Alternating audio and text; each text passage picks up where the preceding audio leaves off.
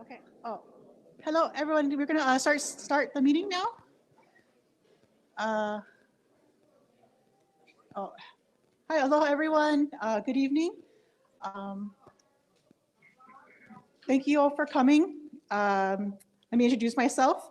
I'm Stephanie Nakosone Ramsey. I'm the Public Information Officer for the Office of Recovery here filling in for Mahina tonight. She's actually in Washington, D.C. for a conference. So don't worry, she'll be back next week. But I'll try my best to fill in tonight. Um, I have my sheet here with all my notes, so hopefully I don't forget anything. Um, First off, just want to let you guys know, I know we only met here, I think, once before. Just for your information, restrooms, women's restroom behind me here, men's restroom to the back. Oh, just to let you know, we have our faith-based table located right over there. Used to take time out and a time of prayer and reflection. So they're there for you. Let's see. First off, I want to start off with a reminder for call 211 in case you for the access to disaster case management help. I know you guys seen this every week, so just another reminder, call 211. And then also a reminder to visit mauirecovers.org for all the latest updates on the recovery effort. You can find the latest news, announcements, events, interactive maps, like the ones actually you're going to see you're going to see later on in presentations today. You can get maps on debris cleanup. There's a map, and we get this actually in our office a lot, calls about people wanting to find their closeout packet. You can get that on the map there, one of the maps on the site as well. You can follow water status, sewer status updates. And also as a reminder, there's a phone number there for local crisis counselors that are available. You can get those numbers there. So here's a quick rundown of what we have on tonight's agenda. It's pretty packed there. We have update on debris removal from the U.S. Army Corps of Engineers. A couple updates we have a security checkpoint amendment update from MEMA, as well as a couple updates from the EPA, talking about their their water emission assignment, as well as big news on the Wahikuli cesspool inspections. We also have updates from the Department of Water Supply and Department of Environmental Management regarding amendments to the unsafe water advisory and sewer service status, as well as hazard tree assessment updates. And then of course, we'll end it as we always do with Q&A. Before we get to our presentation, just a reminder on Saturday, this Saturday, is the Lahaina Town South Neighborhood Planning Workshop from 3 to 5:30 at Lahaina Luna Cafeteria. Doors open at 2:30. Please arrive between that 2:30, 3 o'clock time, just so things can get started on time.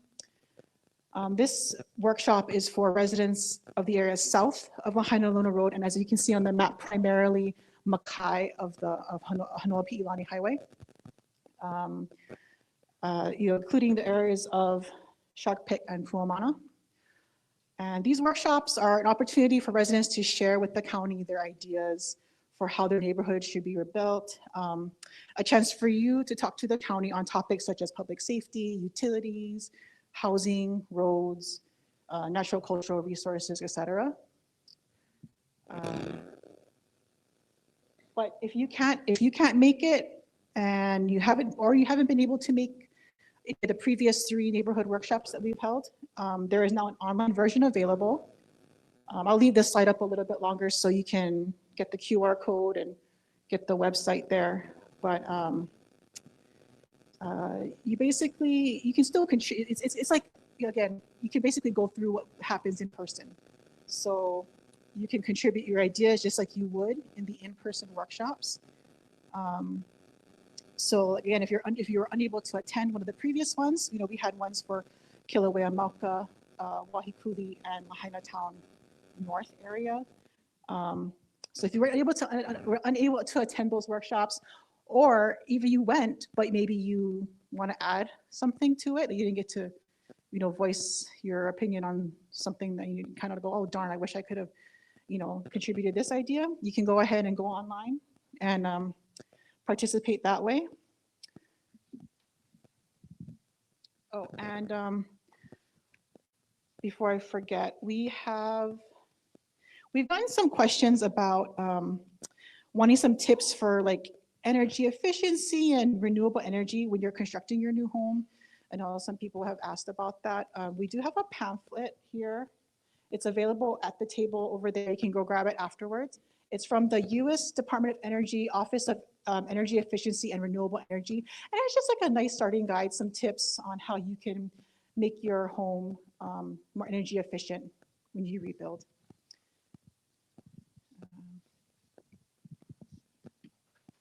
Okay. Mayor unfortunately could not make it tonight. He's, I believe he's presenting awards tonight to Lahaina Luna seniors, so he couldn't make it. And also, let's see, yeah, oh, I guess it went away. Councilmember Paulton could not make it as well. She had to go off island for an emergency. So she sent regards as well. But I believe, see if we have an update on. First of all, gang, how about a nice round of applause for our public information officer from the Office of Recovery, Stephanie. She was actually thrust into the position of having to go and lead the meeting tonight, so mahalo for that. We're gonna have a very quick announcement from one of the Mayor's Advisory Committee members, Kaliko Store. While she's making her way up here, we also want to remind everybody that this Saturday at 9:45, the Na Kamehameha Commemorative Pa'u Parade and Ho'olaulea will also be taking place. It'll be starting at Baldwin High School, going down Ka'ahumanu Avenue, and the Ho'olaulea end will be inside the mall at Queen Kahumanu Shopping Center. All of us know that this previously would be on Front Street, and under the present conditions, it was important to ensure that the event went on, but in a safe location. So if you find yourself in the Kahului side this Saturday morning, the parade starts at 9:45, which means the Kahului bound lanes will be closed at 9 a.m. by MPD. So you can go on either side of Kahumanu Avenue to go and watch the parade. And if you're planning on attending the community workshop, it starts at 3 o'clock. The parade should be done by about 10:15 to 10:30. So there's plenty of time to be able to come back in time to make that meeting if you want. So at this time, we're gonna have Kaliko go up into that beautiful blue tape box on the ground for a quick announcement. Aloha, I do come with a little one with me. So aloha, good evening, everyone. I'm Kaliko Store. I'm part of the Mayor's Committee. And tonight, maybe she wants the mic too. Tonight, I'd like to make an announcement on behalf of the Mayor regarding our committee. And so one of our committee members has shifted in the current season that he's in, going into potential campaigning. And so Rick Nava gives his aloha. And at this time, I would like an opportunity for us to aloha Uncle Earl Kukahiko, who will be part of this committee. So we can aloha him. Yes. And he didn't know we were going to do this, but Coach, can you come for a second, please? Awesome. He's Coach, he's Uncle, he's probably one of my first mayors, but I'd just like for an opportunity for him to just say a few words. And he absolutely knew we were gonna call him forward to speak as well. Ladies and gentlemen, Coach Earl Kukahiko. Aloha, aloha everybody. Yeah, I guess FEMA has a 3 denial policy, and so for me, this was the 3rd time the mayor had asked me, so I figure I better not deny one more time. But it is a great honor to represent Lahaina, and we've been doing a lot of work from day one already behind the scenes, and so hopefully we can continue with that. We have a lot of things going on, and hopefully we can bring that out to you and do a lot more engaging, not just with our build back, but a lot of our cultural aspects that we have going on, our water issue, and so on and so forth. So hoping that we can bring all of this to light soon. Things are moving really fast, but we're trying to slow things down so that we do things the right way. We do things pono as we all move forward. But mahalo for this opportunity, and thank you.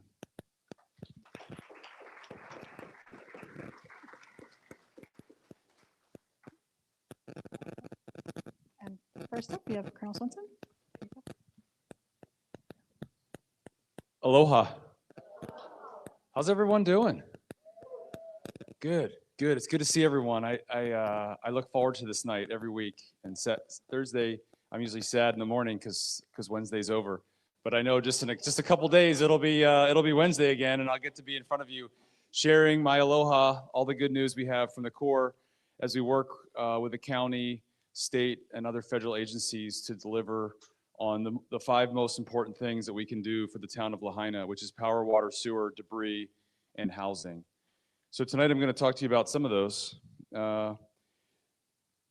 So little c for residential, right? That's cleared properties. Properties cleared of debris. We are at 1222.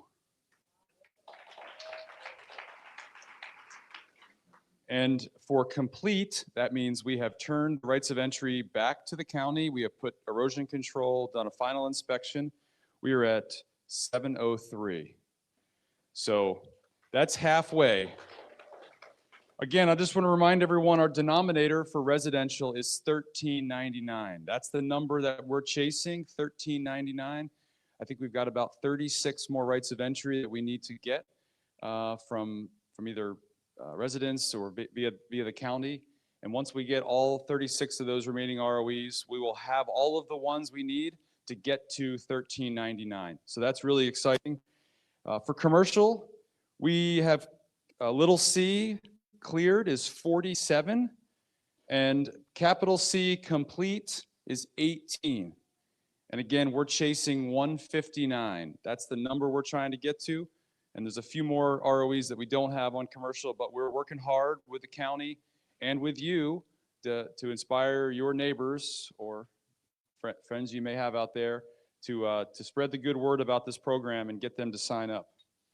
Also, I think overall, we've got 14 ROEs that landowners that we haven't had contact, the county hasn't had contact with. And so if you know one of them, I'd love to have tea with them and explain the benefits of this program. Also wanted to give you a quick update on housing. So as you know, as I've talked before, the Corps is working through FEMA to build Kilohana. That's the lookout property. That's Malka of the Wahikuli neighborhood. And we are working hard on that project. I believe we're a little bit ahead of schedule. We are almost done with blasting. We are heavily into our cut and fill operation. We've already installed about 10% of our sewer lines in the actual complex, as well as some of the electrical lines and water lines. So there's all kinds of great progress going on there. And we know that that's just one more opportunity to get people in more permanent housing, though temporary, but more permanent housing as you sit in the lookout and overlook the work that's going on in Lahaina town with the recovery. Just also want to remind everyone, we still have a lot of heavy equipment rolling around Lahaina town on the back roads and on Hanoapi Ilani Highway.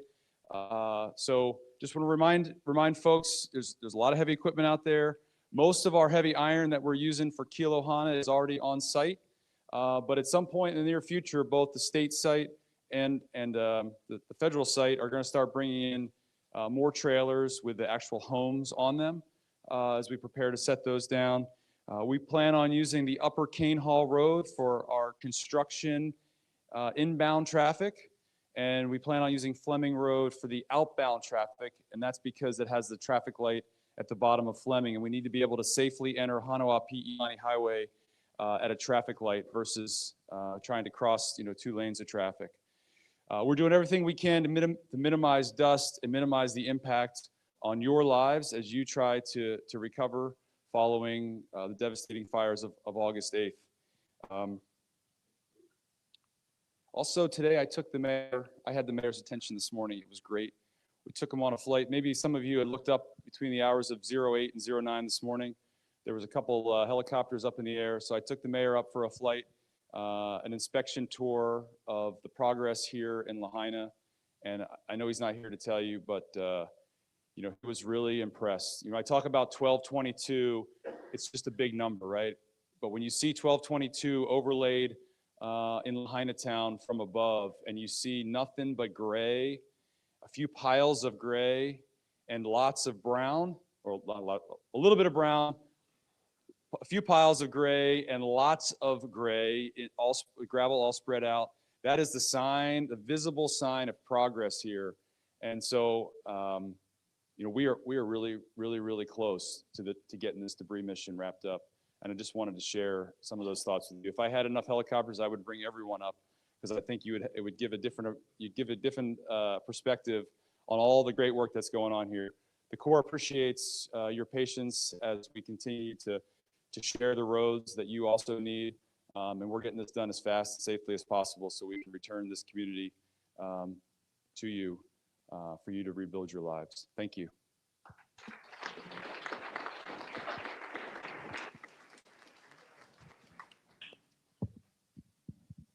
Hello, Micah Cole. My name is Kono. Some of you know me. This is the first time I'm up here. I'm a little nervous. You here today. Thank you, Colonel, for that report. I came up here to talk to you about checkpoints and zones. So I came in to MEMA about 4 months ago. Chief Amos brought me on board to help with the efforts. Part of my responsibility is to develop a plan to shrink the zones so you guys can get back into your properties without, you know, restrictions. So I'm happy to say we opened our first zone today. So Komomai Street is open. Yeah, go ahead, clap. It is a big milestone. As Colonel was saying, you know, the view from above, also opening zones is another indicator that we are, you know, progressing well. I wanted to tell you a little bit of why we have the zones in place and the importance of the zones. Mr. Mark Wingate over there has expressed his appreciation for them because he's been on several debris missions before, and he's never seen a debris mission move as fast as the debris mission we have here in Lahaina. And part of that is because it's a secure area and they're not, you know, moving around with other traffic in the area. So the Corps and everybody else in the zone can work efficiently and quickly. So thank you for your patience in that. Do we have a map? Yeah. So anyway, this is the map that you cannot see, or can you? Anyway, Komomai coming off of Keawe Street, way up there, if you can see, or if you guys know Kuhua Street, correct? Kuhua Street comes off of Keawe Street. We have a checkpoint in there. We had zero access going through there. We were able to make sure that the whole Komomai Street is safe, all debris is clear, and all the properties turned over.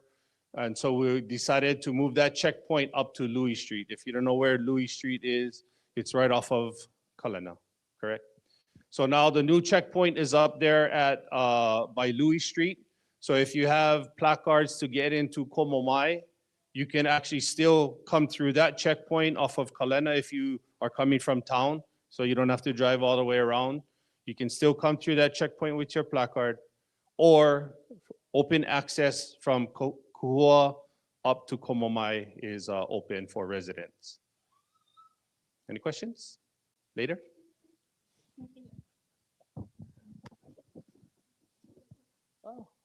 Oh, that's sideways. Hi, I'm Everett Morris. I'm with Maui Emergency Management Agency.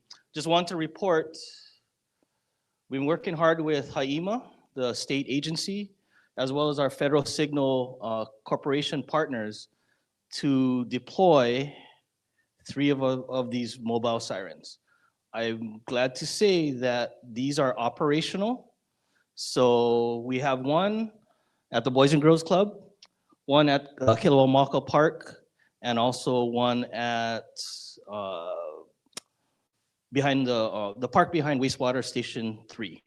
Okay, so it will be on the next monthly siren test. So residents and businesses in these areas will be able to hear it. We will validate the operation at that time, but all testing and diagnostics shows that it's working. Okay. I also would like to make an announcement that on June 26th meeting, MEMA will be presenting on evacuation and notifications.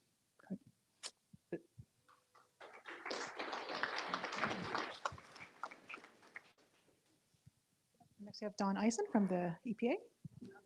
Yeah,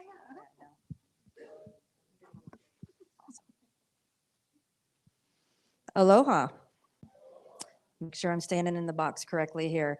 Again, my name's Dawn Eisen. I am the current incident commander for EPA's water response mission here in Lahaina. And, we have some really good news to share with everyone tonight. But before I do that, I wanted to thank everyone here and online for your continued support and your guidance to EPA in helping us during our time here in Lahaina. The work that was assigned to us by FEMA to help the county of Maui restore drinking water and wastewater truly is our kuleana. And in the last 6 months, we have made progress, and that is with the help of this community. So mahalo to all of you, first and foremost. The big update for me is to announce to everyone that all of our drinking water sampling work in the fire impacted areas, properties of Lahaina has been completed.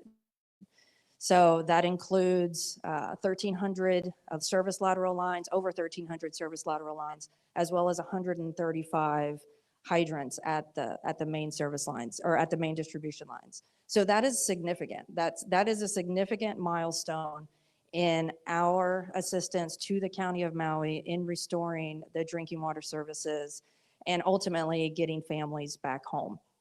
So again, we have completed the drinking water lateral line sampling, the hydrant sampling. The isolation activities that we're doing is still in progress, and I'll go over those here in the next couple of slides. So just as a reminder to everyone, this is basically our mission, our sampling and isolation mission, and it really is a 3-part process. So during the fires, we lost pressure, the system lost pressure, and so water drained out of the pipes. That allowed contaminants to be drawn in. And since we don't know which pipes were contaminated, there's no way to predict that. We worked with the county to come up with a plan. And that first included sampling at the main, the main distribution lines at the hydrants to ensure that they're clear of contamination. So we first made sure that those were clear. After that, then we moved to the lateral lines. So those lateral lines, if you look at this picture, here in the corner is where the main line connects to the properties. So we sampled and evaluated over 1,300 laterals and tried to sample at the meter box and to make sure that those also had any kind of wildfire contaminants. We did that for all of the burned structures. So that was part 2.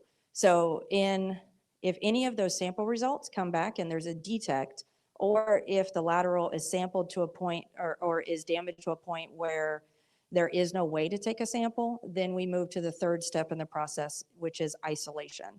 And when we isolate, we'll excavate down at that area, at that meter there, where the lateral and the distribution system line meet. We'll excavate down to there. We'll actually cut that lateral line from the main line and we'll cap it to prevent further contamination, and then it will be marked out and it will be marked for eventual replacement by the county of Maui. So here's an update as of this morning. We'll have more updates after today, but again, that was 1,306 laterals that we evaluated.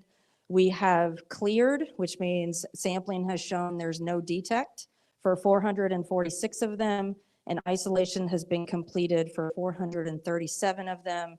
And if I do the math quickly in my head, that's about 883 or so, which means we're almost at 70% completion of our mission. So again, that is really good news, kind of going along with the colonel and what he was saying. We're hoping to work together so that we both are completed around the same time so that families can start working to rebuild. So we are still awaiting sample results. There's 151 that we're waiting for the sample results. So what happens is when we get those sample results in, they will either move to clear because there was no detect, or they will move to isolation. I will say that we have crews working really hard every single day to get those isolations completed. I know yesterday was a holiday, King Kamehameha Day. We had cultural monitors, we had archaeologists, we had local crews that were working on what would have been a day off because we all know how important this mission is to get it done as fast as possible to get you guys back home. And so just to give you guys a quick look at what these isolations look like, since I kind of already described them, this is an example of where the contractors are removing the asphalt to expose the service laterals that were marked previously by the County of Maui Department of Water Supply. As the Colonel mentioned, same thing, we're all in this area. It can get pretty, what do you want to call that? Congested. So making sure that when we're traveling through these areas, that safety and staying on that speed limit is a top priority. Again, I mentioned for every single excavation that we do have a cultural monitor and an archaeologist on site in order to protect any objects or sensitive areas. If we do find an object that is sensitive, we will stop work and follow all the proper protocols for that. And as I mentioned, this is kind of what that looks like, where that lateral line meets the main. They'll go down there, close that valve off, they'll go saw it and cut it, and they'll cap it. So that's kind of a double way to protect that distribution line. So first you saw it down so that service line doesn't continue to contaminate the main, and then you'll cap it so that any of the microorganisms, germs, bacteria, things that just exist in soil can't also get in there. So that's kind of a double way to do that. And then after the lateral's isolated, we do a temporary patch. We fill that back in so that, again, when the county comes to do the eventual replacement, they'll be able to dig that back up. And then lastly, I wanted to mention kind of our operation workspace update. So EPA's base of operations is at the Lahaina Boys and Girls Club. And so, first, mahalo to the community for helping us locate that space, and also to the Boys and Girls Club for allowing us to be in it. We have been working, EPA has been working in that space, doing some work in order to basically work in it. Like for safety reasons, we've made some, done some repairs so that we can safely work in it. But if, ultimately, I guess, it always happens when you are doing operations that inevitably you're going to have some damages that occur, like we'll scuff the walls, or our large trucks may do a little bit of damage to the concrete that's there. So just wanted to give everybody an update to let them know that we have started, as we mentioned, we're 70% complete. Our sampling is complete. You might see a few less of us in the area because we've sent some folks home since the sampling is done. But we are still here, still here for the community, still conducting the isolations. But we've also started the repair work that comes with any damages that are done. So we've started painting for the scuffs, and we're going to start working on the concrete with the ultimate goal of restoring it back, back whole to the community, giving it back to the Boys and Girls Club, but then also giving it to the community when the community is ready and is opened up. And again, we've mentioned a few times, Maui Recovers is where if you have any questions about your particular home residence, the status of sampling that was conducted there, if you go into Recovers, that information is there. We're sharing all of our data, any data that we get with sampling, isolations, we're sharing all of it with the county. They're utilizing all of that data to evaluate and determine, and amendments to the unsafe water advisories. And I know that Kimo is going to come up here in a little bit to give you an update on that. But for other big news from EPA, I'm going to turn it over to Sebastian Rodriguez.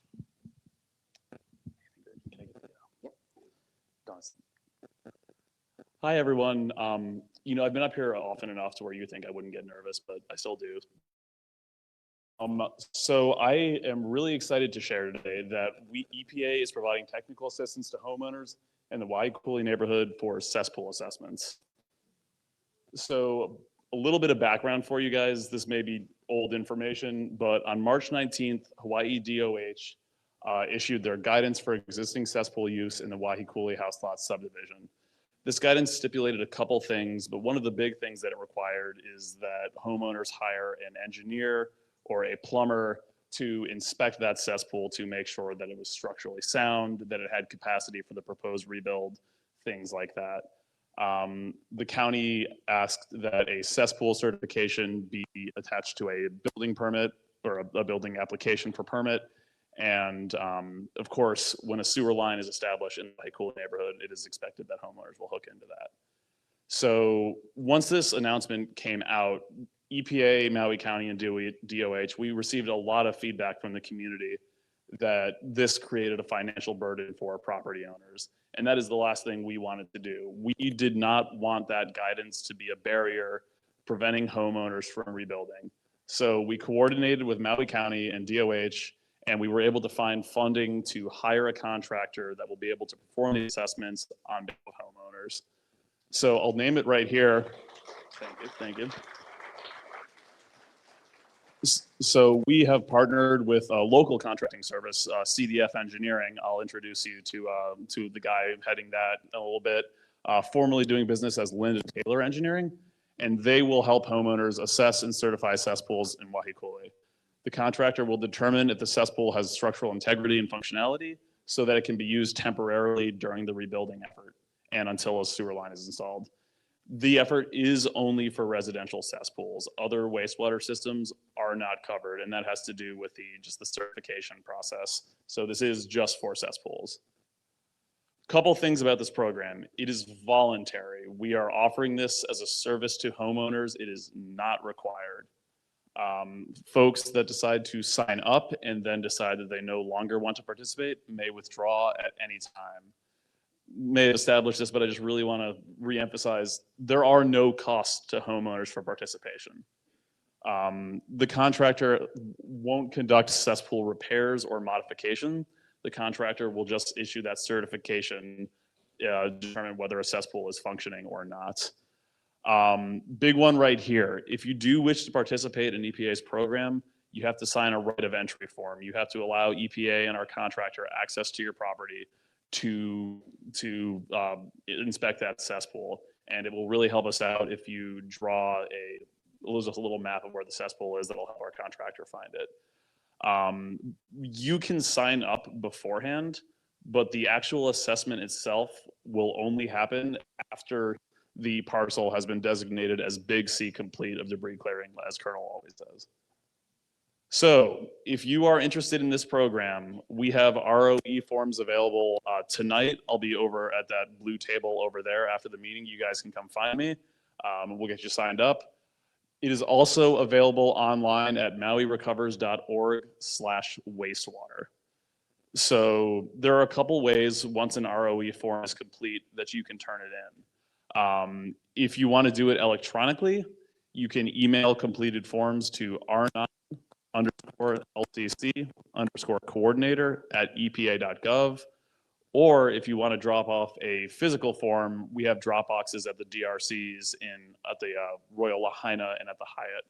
So the location of the drop boxes may change over the next couple months. So if you do want to drop off a physical form, make sure you check mauirecovers.org/wastewater to get the most up-to-date location on where those drop boxes are. You can also, if you're a regular at these meetings, and I recognize a lot of you guys, hello, you can always turn in completed forms at the EPA table. Honestly, if you are driving around and you see me walking by on the sidewalk and you have a form, you can grab me and I'll take it there too.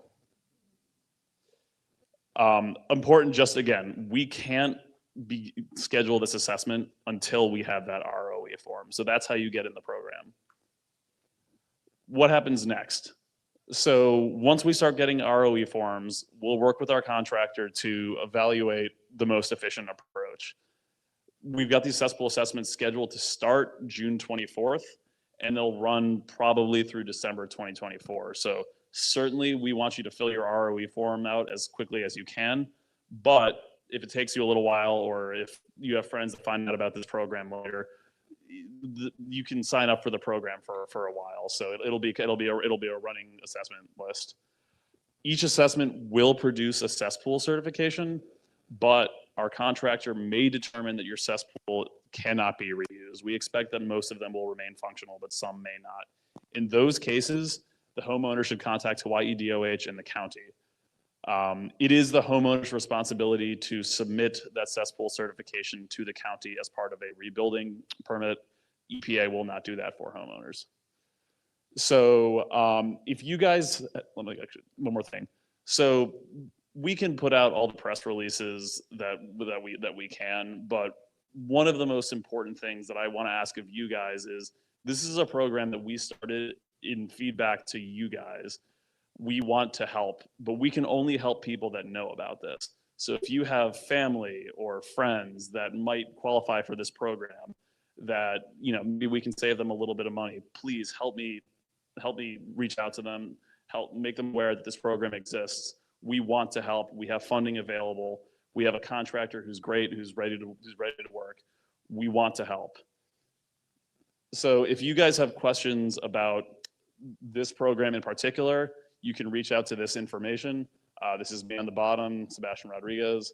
That'll get you to either of my phones or my email. And then up top is Kate Rao from our groundwater protection section. She's based out of San Francisco. If I can just say, so Kate is a good friend and colleague, and she fought really, really hard for us to be able to offer this program.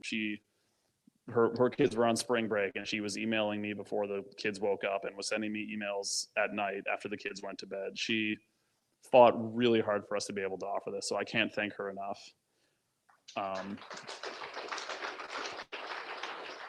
And then if you guys have questions for the state or the county, this is their contact information. Before I go away, Jake, would you mind coming up here?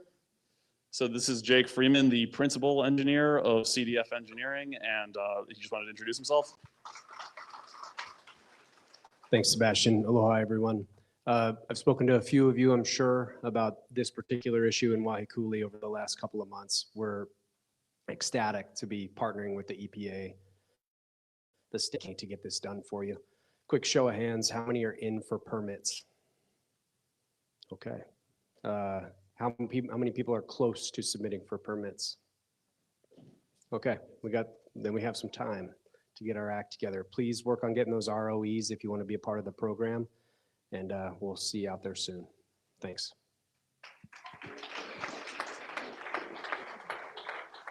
Mahalo.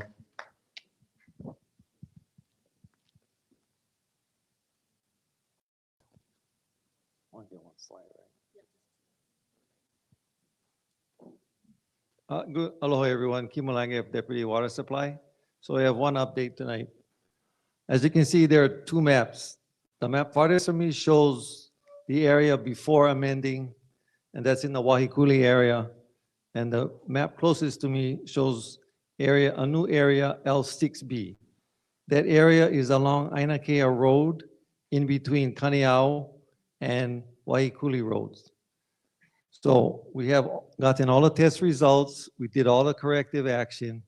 We held our meeting, our clearance meeting, and so we are able to amend that area. So the area L6B, the water is now drinkable. We'd like to thank everyone for all your patience, in bearing with us through all what's going on. We're really trying to get this done as quickly as possible. We still think we can do all the amendments for all the rest of 6 and 5 by August. Thank you.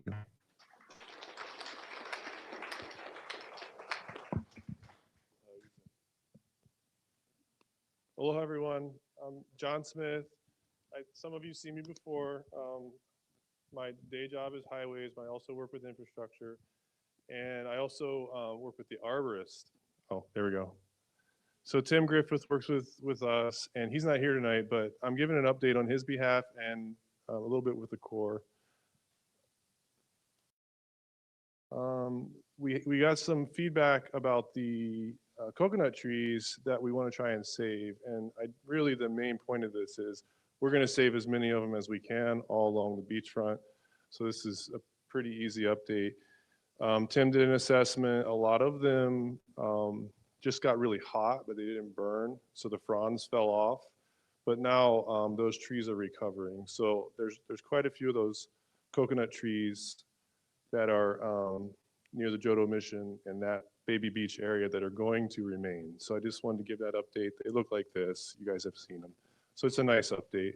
I just want to take the opportunity to thank the Corps and Mark Wingate and FEMA and HAIMA and others to work on this effort, because a lot of them were marked to be removed originally, but we're changing course and undoing that so we can save the trees, which is an easy message to give. So that's my update. And I want to give a shout out to Uncle Earl. Thanks, Earl, for joining the mayor's team. That's really cool. I didn't know you were going to do that, so good job. Oh yeah, and Kono, thanks for jumping up here and getting involved with, I'm sorry. Thanks for helping with opening Komai. And why I'm bringing that up is the other thing that goes into opening those roads is all that water work that they just talked about, the lateral work, tearing up the roads, and that's our roads. But we want to make sure that that's safe as well before we open the roads. So there's quite a bit of work cutting the roads and making openings, and all that stuff is able to go a lot more quickly because we had this area closed off. So I just wanted to note that to pull that whole picture together. So thank you, everyone. And who's next? Oh, Shane. All right.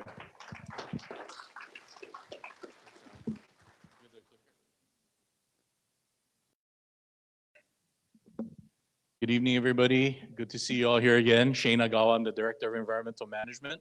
And tonight I'm just going to give you a brief update of where we are with our sewer recovery. So here, as you saw this map before several times, this is an overview of Lahaina Town and our sewer system. What you see in red is inactive currently, and what you see in green is active. Our team has worked very hard with the help of EPA and also our consultant to assess the damages and to start preparing for the repairs. As you can see, at first it was all red, and we have been making progress. We have to strategically start opening up zones. As I mentioned before, the treatment plant in Honoko'a is our only sewer treatment plant on the west side. And what affects the sewer treatment is saltwater intrusion. The saltwater has damaged our biological process, so we need to open up the sewer slowly so we don't lose the sewer treatment plant. So here you can see the areas circled in yellow. These are the changes that you'll see this week. As I mentioned, there has been changes week by week as we come to this point. The first change that you'll notice on Maui Recovers is in the Wahikuli area. This isn't a major change. This area is no sewer service. We added a different color to Maui Recovers map. The gray used to denote areas that didn't have sewer service. Now it's going to be denoted by like a light blue color, and I'll explain the reason why on the next couple slides. In this area, you see the before and after, the yellow circles. Now these lots are gray, and what gray means is that there is a, but those lots weren't tied to the sewer service. So there's the gray, and then there's the blue Wahikuli, no sewer service. Gray, there is a sewer service, but these lots were never tied to it. Now to the good part. Before, the area of Baby Beach, there's about maybe a half a dozen lots there that we upgraded to green on this last iteration. And the major one here you see, this is from Kapunakea Street all the way to the north end of Front Street where the old Chart House restaurant was. All that area is now green.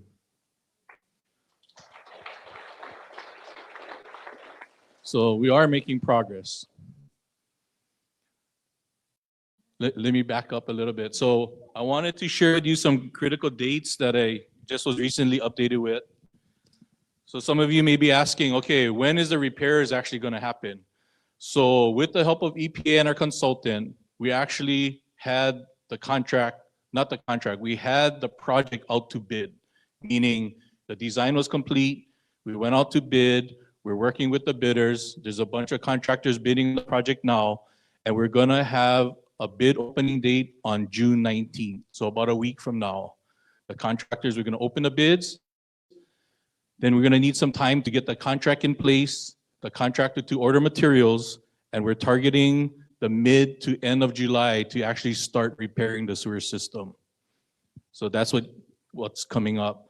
And I just wanna ask for your patience because there's a lot of damage throughout Lahaina town, as you can imagine. So the green lots doesn't mean that the sewer system is perfect and operational. It just means that we can activate it. There is still some damage. So as you start to repopulate your homes, please be patient with us because we are gonna do repairs all over Lahaina to get the sewer system back to a good condition. But right now, our intent is just to get the sewer service back to active so you guys can repopulate your homes. And I wanna just announce that we hit a pretty big milestone. We're at 60% active in Lahaina from 0. We just hit 60%. And that's all I have for you. Thank you. And I'll be here to answer questions. Mahalo, Shane. Oh.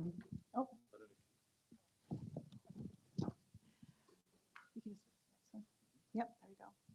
All right, so that finishes our presentations. Now it's a Q&A session. Do we have our runners here for microphones?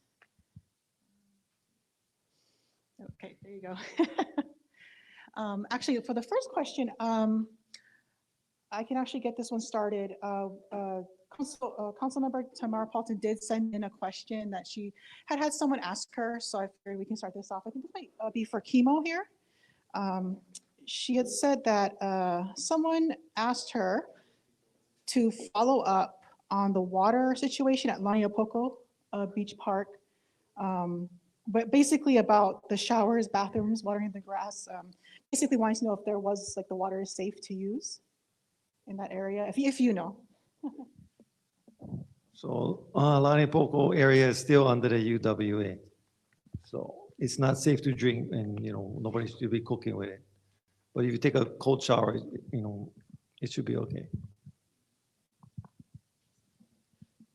Thank you.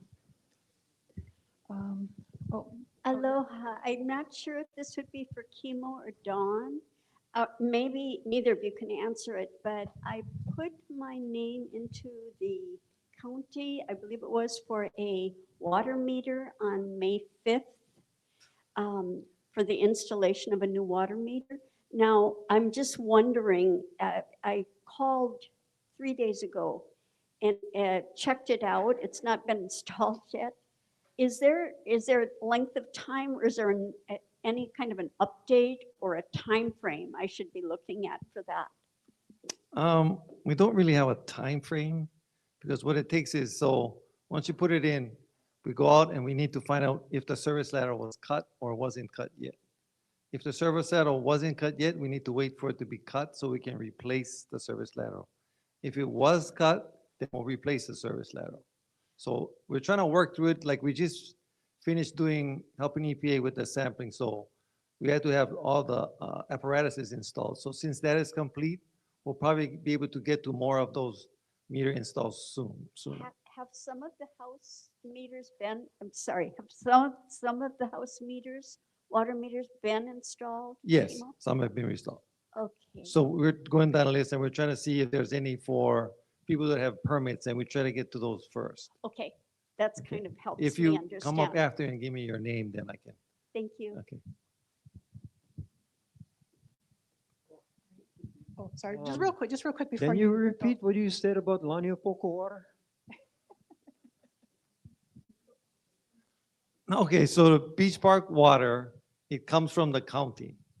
So you know where that parking lot is down close to Laniapoko Beach? So we have a water line, but that's the park's water line. They're connected to a meter there. That line runs all the way to the beach park. It should have water at the beach park. I don't know because I don't go to it. So no water? Okay, so we have to go find out then. We might have to check with parks. Okay, I don't know if they have damage to their line, but we can check. Does it affect the houses up Laniapoko? No, we don't service the houses in Laniapoko. No, what you mentioned something about that. The The park, was a park. only the park. The park up in Laniapoko, No, the one by the No. beach. the beach.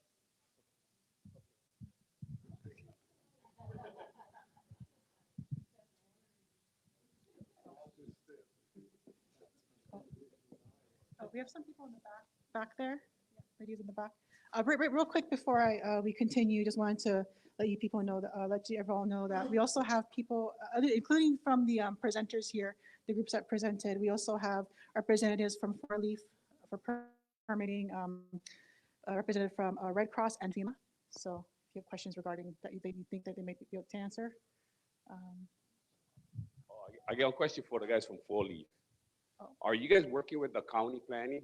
Because it sure seems like nobody's knowing what's going on between the two of you guys. And also too, I want to know what's the update for the SMA.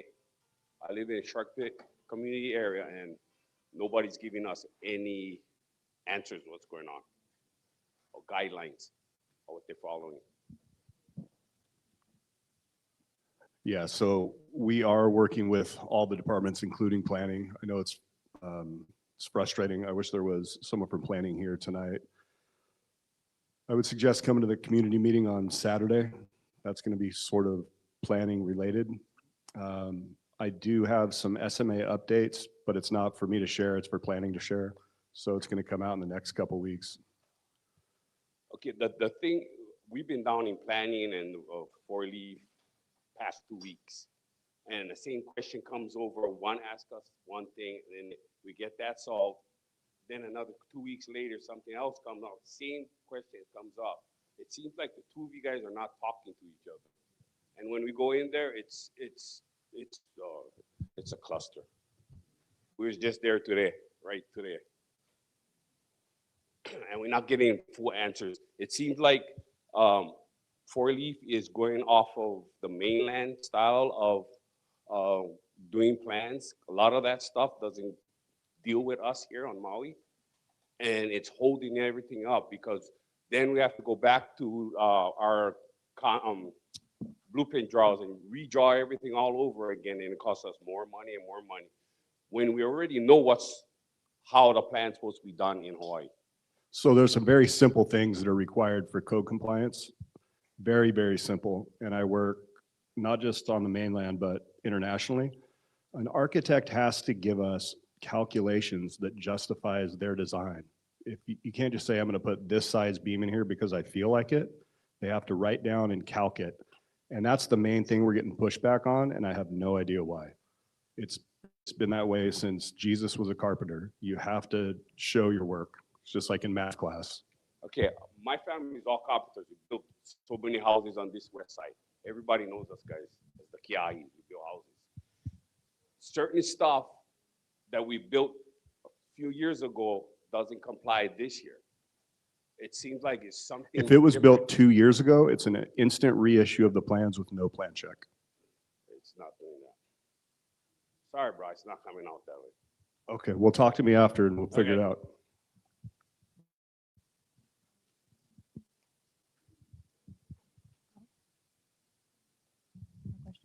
Aloha. My question, I'm not sure for Army Corps or with the access at the checkpoints. After 6 p.m., I understand anybody such as carpenters should be out of the Wahikuli area. But if you're an owner or a tenant and you have a pass, there's no timeline on the pass, but some people are starting to occupy with RVs, tiny homes, and they're going to be occupying their property, not using county water, sewer, electric, just occupying their property, but getting in and out of the checkpoint and without being recognized, you know, they're saying, no, you got to go after 6 o'clock, you're not allowed. What department does that fall in? And now more and more people are going to be occupying their properties. Is the pass what we have already? Is that good? Hi, if I understand your question correctly, you're concerned about property owners that have placards going in and out 24/7. Yeah, so if you have a placard and you're a property owner or a renter, you can go in 24/7. There is no restriction after or before 6 a.m. The restriction is only for contractors. We don't want to have any construction going on after 6 p.m. Are you talking about personal contractors or the contractors that is doing debris removal? No, just getting in past 6 o'clock and just being on the same page. I mean, everybody's just trying to do their job, but you have a placard and you're an owner or a tenant, regardless, you should still be able to access your property after 6 p.m. Absolutely. All right, just making sure that everybody's on the same page. Thank you. You're welcome. Oh, yeah, couple of questions here. I wasn't going to say anything, but thank you. This is for, this is mainly a request actually for EPA. Yes. Thank you so much for making repairs to the Boys and Girls Club. Right outside of the Boys and Girls Club, there is a children's play structure that was built in 1993 and has not had any sort of repair upgrades ever since. And the community has pleaded and pleaded with the county to give us a functional park for the little kids, and one that has the play structure with the tents and all the beautiful things that Kihei and Kahului and all the other places get that we don't. So my request is, since you guys are so great at finding money, would you be able to also repair that part for us before you turn it over? And if you have to bill the county, because they were supposed to put it in the budget anyway. But if you could give it back to us with a functioning playground for the kids, that would be grateful. Thank you. This is also regarding our children, especially our swim community at our Lahaina pool. We've got a little bit of ins that looks like that place could use some love too. So if you find money, just make sure your money go across the street to the pool. Because if you take a walk in there with a badge, you can access that office, which looks like somebody just ran through it and didn't clean it up. So we know that that pool needs attention. It's summertime. Our kids want to surf and they want to swim. Please return the pool.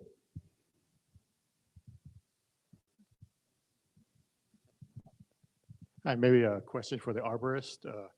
Any trees or plants that survived on our properties, are they safe to consume any fruits from them after it's all been cleared?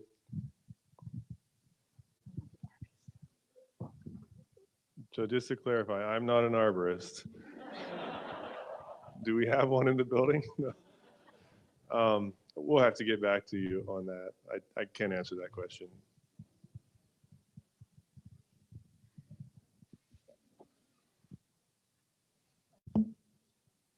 Excuse me. My question is on checkpoints. I'm sure you're analyzing all the different areas and what has to be done to open them up. And given that you just green lighted the water in that Waiakuli area, what is holding up opening up the section Waiakuli Road, Ainakea Road up to Hawaiian Homes, so we can get some access in there? There's 40 some houses in there that didn't burn and now have drinkable water. It's a real pain. You got to drive all the way down to the Shell station to get in, or come through Hawaiian Homes. I'm sure Hawaiian Homes is tired of people driving through there. What's it take to get that section of road opened up? Yeah, so just to let you know about the Wahikuli area from Kaniao to Wahikuli Road, that is kind of like on the block within the plan. There's a few things that we're waiting for. Some of it was wastewater work, some of it was water department work. We want to make sure that, you know, they can do it as quickly and as efficiently as possible. And having the zone closed is way better than having traffic go back and forth. But to answer your question, it is coming up on the block for that section. We gotta be concerned about Wahikuli Road and Fleming Road because that's gonna be utilized for the temporary housing as well. So all of this stuff is in the process of determining whether we can open it up or not, but it is coming up soon. Okay, thank you. My other question is for the water department. The Ainakea Park is like so dry and the grass is so long that a fire could start in there so easy. What's it take to get that water turned on in that park and get that grass mowed? And then also, while I'm on the parks, I don't understand why none of the other parks are being sprinkled, like Fleming Beach or Waikuli Beach Park. I don't see any of those irrigation systems coming on. I mean, maybe I miss it, but are those sprinkler systems going to come on too? Okay, so I don't know what they do in parks because I'm not from the park, so that's their responsibility. I don't know. And which one is Ainakea Park? I'm sorry, I'm not from.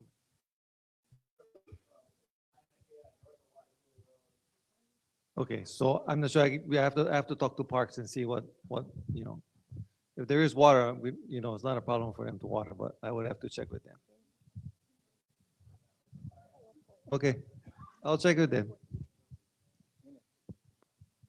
Yeah, I just want to address that. I know Mahina has said she is going to ask for Director Pat McCall to update on, I know she just at the pool, but obviously another issue with parks. So we'll hope to have him in soon for a future meeting for updates on that, yeah.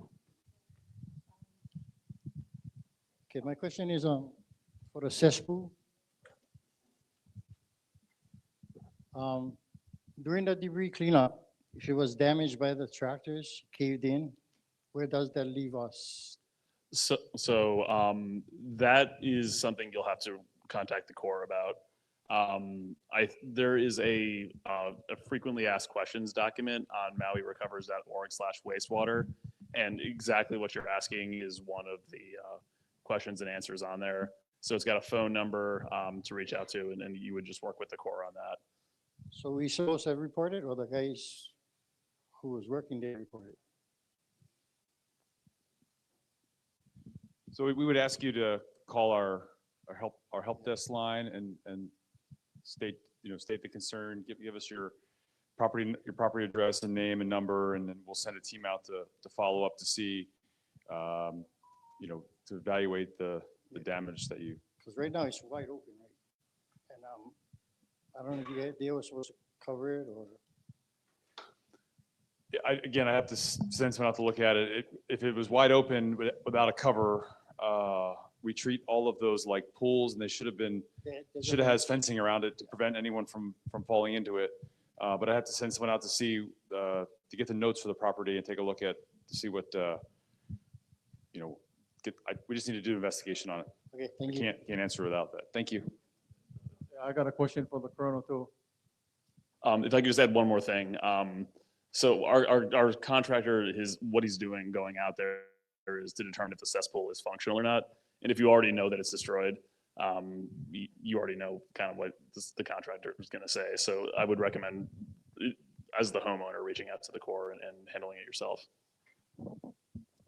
So yeah, 174 Fleming Road. 174, yes. 174 Fleming. Yep. I just got back on our island about a week. I've been away for 4 weeks, which was well deserved. But anyway, when I came back, my property, the rocks was already spread out. How long does it take to get the all clear? The receipt that we need, I guess. So to go from what we call little C cleared to capital C complete takes anywhere from about 21 days to 60 days. And really that depends on how fast we can get the soil sampled, get the results back. If you need to have a rescrape, that takes another week or two.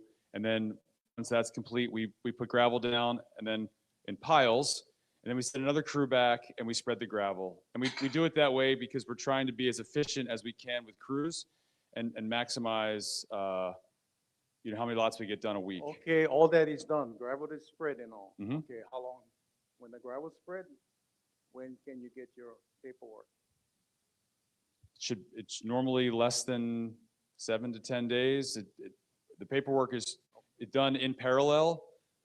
We do have a final inspection after we spread the gravel to make sure that we didn't miss any trees or miss anything on the property. And then we do a final check off. And then our real estate team, paperwork team submit the paperwork back to the county. Okay, I got another question. Maybe this is off the beaten path. You guys doing a lot of soil testing for the debris. Mhm. Okay, I have some, when they put in the poles, soil.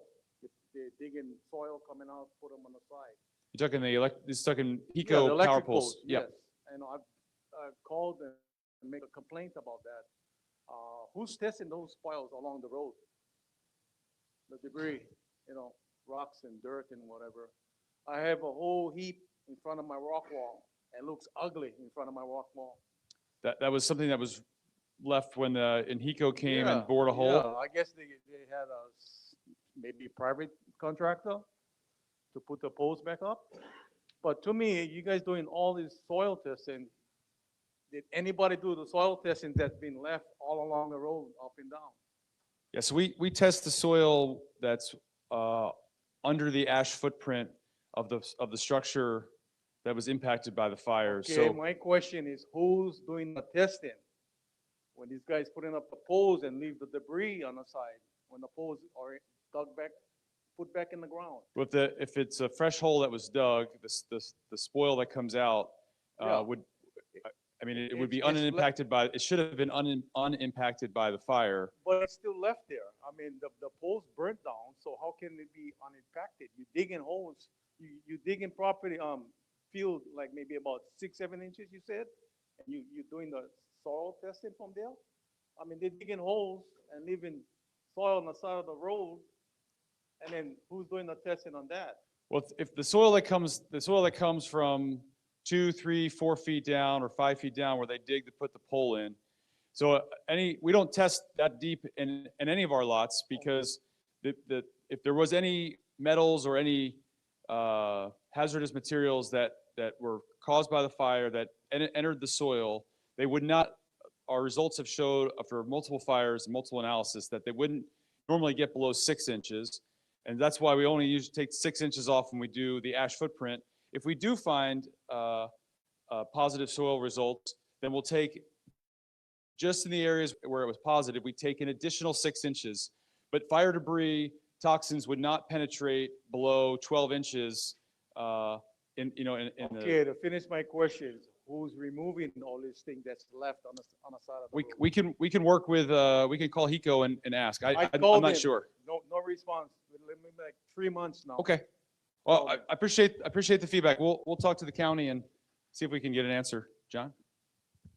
Yeah, come see me after. I want to see where that pile is. We're working with HECO on that, and yeah, and we're going through a right-of-way cleaning mission too with the Corps.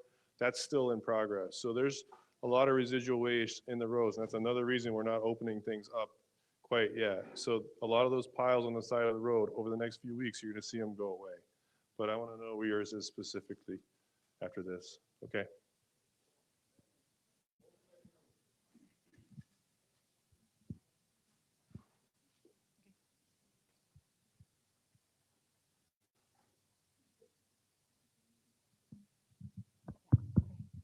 Hi.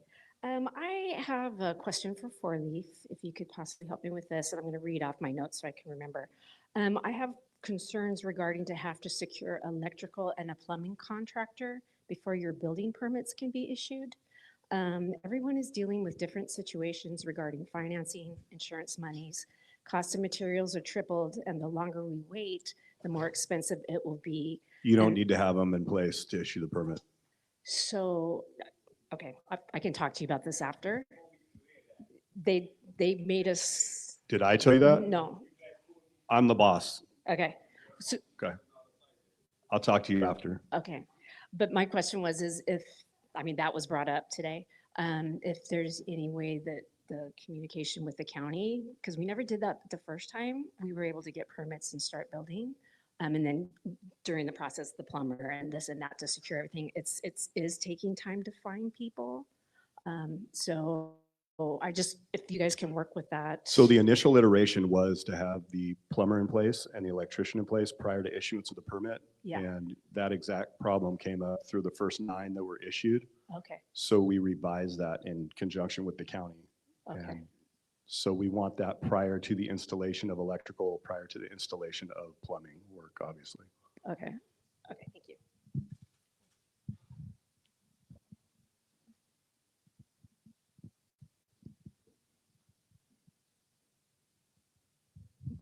Thank you. And I especially want to thank all the, like again, my big thing is the thank you because of the help that the agencies have been helping us with. Otherwise, we wouldn't be this far. And the rebuild part of planning the, the meetings and the committee meetings that we have, is good, but do the county or any agency within the government have a plan that what they want and not only the community? Because it's always, the answer come back is, that's what the community wanted. Could be bad and could be good, but yet that is what always comes back. So does the other part of the, team have any wants, the where and the when and the how? What kind of criteria do we go by in planning this? Because I think we're going back and forth, everything's going to go back and forth and around a circle. So there's no A point to a Z point. So is there some sort of way of putting a game plan to this whole thing so we can smoothly go forward like how we are? But this is, I'm talking about the end results.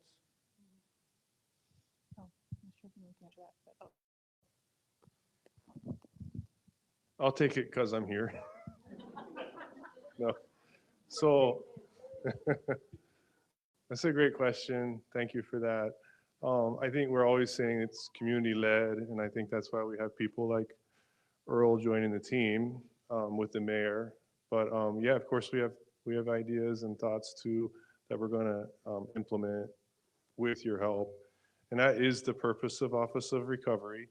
So Josiah couldn't be here tonight too. So the whole idea is that we develop a long-term recovery plan through collaboration with you folks and internally.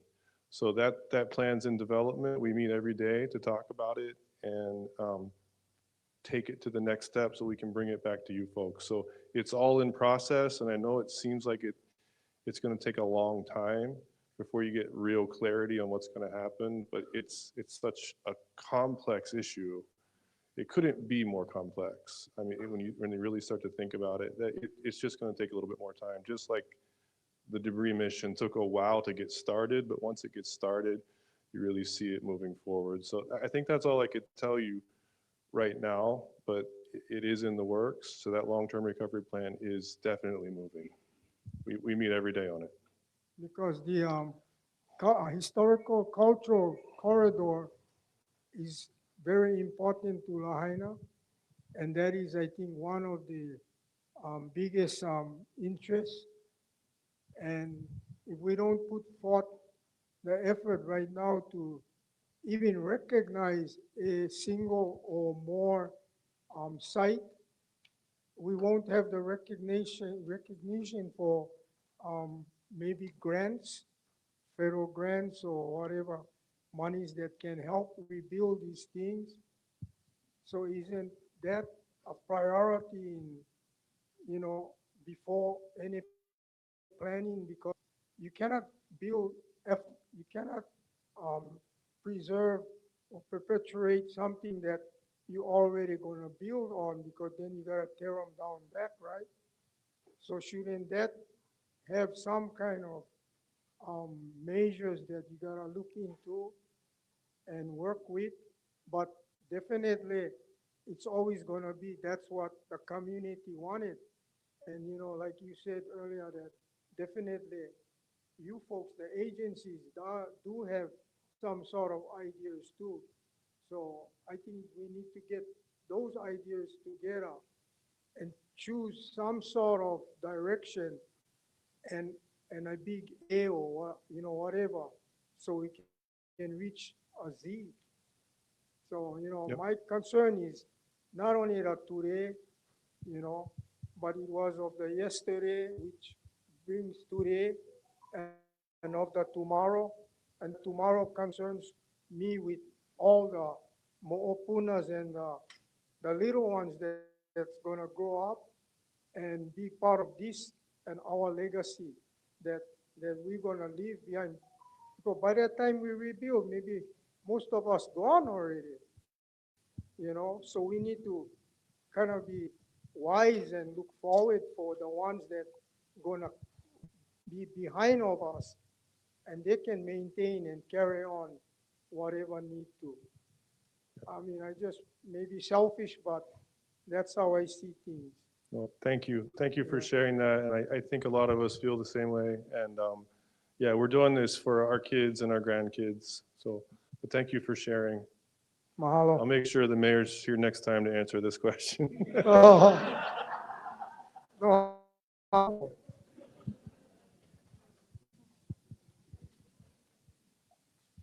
Hello, I'm Lois. I wanted to add on to your comments with a little information for you. I'm working in the mayor's communications team. And you know how they've been doing the neighborhood planning workshops for the different areas? They're actually going to have a special planning workshop just for the historic and business districts. So that would be really important if you, especially if you can attend, that would be so wonderful. And anyone else here, that's going to be held on Saturday, June 29th from 3 to 5:30 p.m., just like the rest, at Lahaina Luna High School. So please, if you can, chime in on the historic and business districts at that specific planning workshop, okay? Saturday, June 29, 3 o'clock. But go early because you can see your friends and talk story.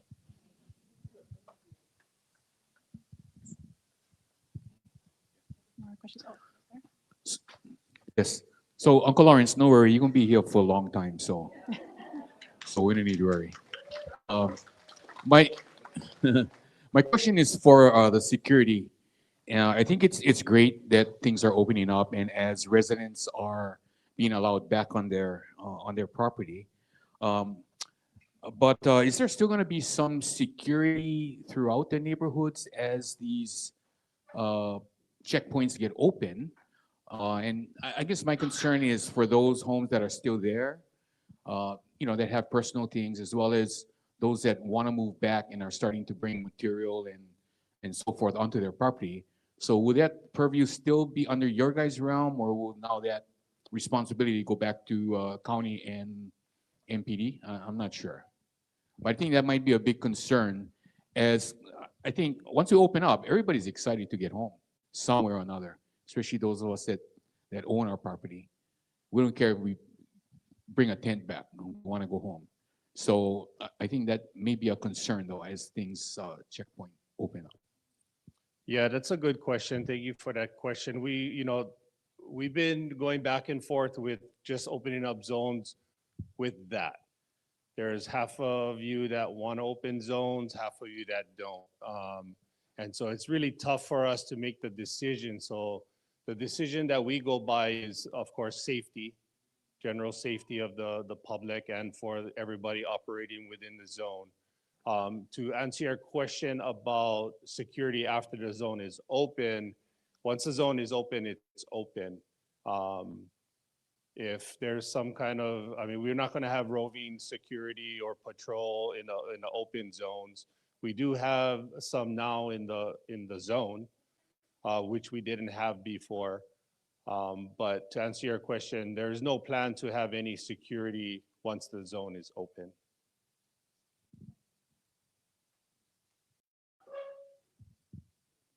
I got a question over here. Oh, okay. And this pertains to Kona. Kona, my question is, how can I get contractors to go on our property? 5 passes. We emailed and we had no response as of yet.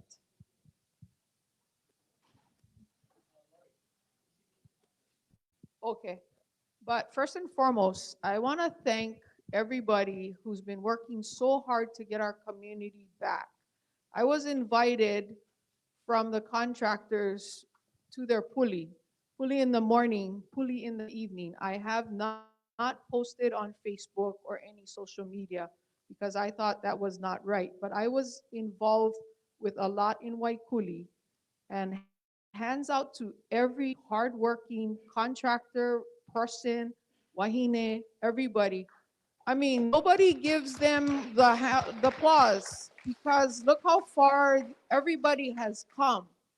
When I looked at all the hardworking men, there's one brother out there, he never see his kids for a long time. And I told him, brother, you take care of yourself, you're Ohana. But he said, you know what he told me? Auntie, I gotta take care of you guys, the Lahaina community. And you know what I did? I started crying. So with all these meetings that we come to and we look at everybody, we gotta give thanks to all the brothers and the sisters all out there, you know, trying to get our community back. I lost my daddy, you know, because he died of a broken heart. And he died in December. And I go up to our property and I pulley and I give thanks because we all want Ohana. And I just came back from Oahu, from the fast pack, and I met so many Ohana there. And you know, we just gotta be together.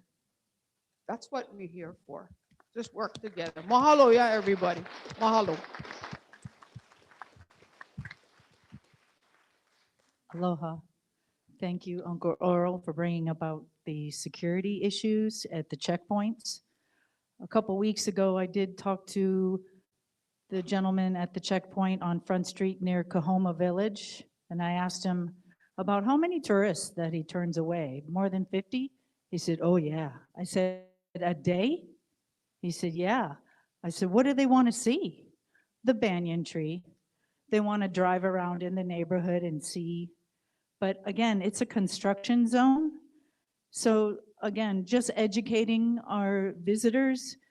I know the mayor's not here, but I asked him last week about getting a public service announcement on the plane while they're filling out their agricultural form, just because we need to educate our visitors. And it is a construction zone and we don't need tourism driving around. It's just too soon because we still have not yet cleared all the debris and some of our community members still lie in those ashes. So please keep the security going and keep the visitors out. Mahalo. Aloha, I just want to ask the community if you have had an address change. I've started working with the elections office over at the county, and I do have some absentee ballot applications and a voter registration application. If you have to change anything or you haven't done it, I'll try to have it every week. If you need it, I'll be here after. Where's the clicker? Oh, thank you. All right, I think that we can wrap it up a little early tonight. Looks like everyone's questions was answered. Oh, actually, one more question? Oh, Sorry, this is received from Councilmember Tamara Paulton, who's Oh. actually watching online via Okay. Facebook live stream. And she wanted to ask if Water Department can please answer whether the homes that are having the water restrictions lifted from 6B, if they need to flush the lines. Thank you. Yes, yes, they need to flush their lines and the water heaters. If you go on the Maui Recovers website, under the water, it'll show you everything you need to do to flush the water in your house.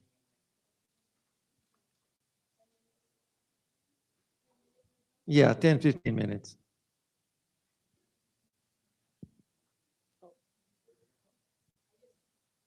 I just have a quick public service announcement. I was a few minutes late, and so I drive down from Kula for the meetings. I'm from United Policyholders, and I did a presentation several weeks ago. I didn't have, I still don't have a lot of these yellow books, but Mahina asked me to come and bring some for anybody who wanted them. And I also have some purple folders if anybody wants them. I'm always available to answer any questions or concerns regarding your insurance claims, though we don't give legal advice or represent, but I do try to help you navigate that yourself. Awesome, thank you. All right, so just a reminder again, we've heard it many times tonight for different, different reasons, but myrecovers.org, your source for all the different updates. I want to thank everyone for coming out tonight, and thank you for our presenters being here tonight. As always, they'll be here hanging back a little bit to answer any questions if you guys have them. And mahalo, and drive safe.